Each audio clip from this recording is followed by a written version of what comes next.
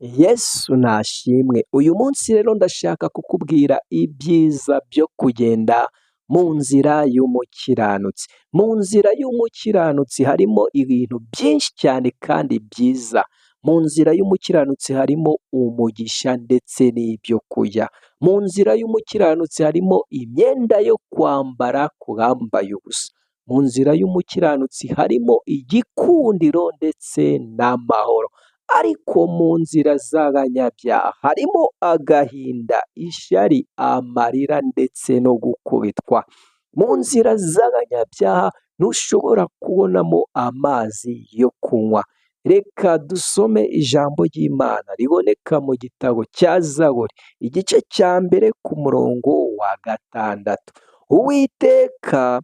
Kuko Uwiteka azi inzira y'abakiranutsi, ariko inzira y'ababi izarimbuka. Uwiteka ashyigikira buri gihe umuntu wese uri mu nzira yo gukiranuka. Ntashobora kukureka.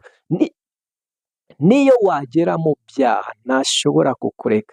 Niyo wagera mu marira ntashobora kukureka. Kuko Uwiteka buri gihe ashyigikira yuko umukiranutsi ahora mu buzima bwiza.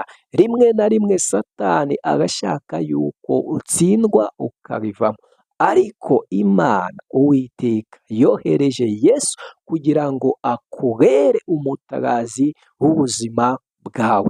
Niyo mpamvu ukwiye gushaka Yesu kugira ngo agukureho ibyaha, amarira, agahinda, ishavu ndetse n'umuruho.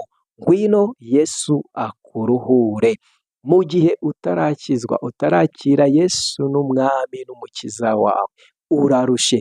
Ariko vuga aya magambo, vuga ngo mwami Yesu, ndashaka kwakira Yesu ambere udasanzwe umuyobozi ku buzima bwanjye, ahindure amateka nonaha.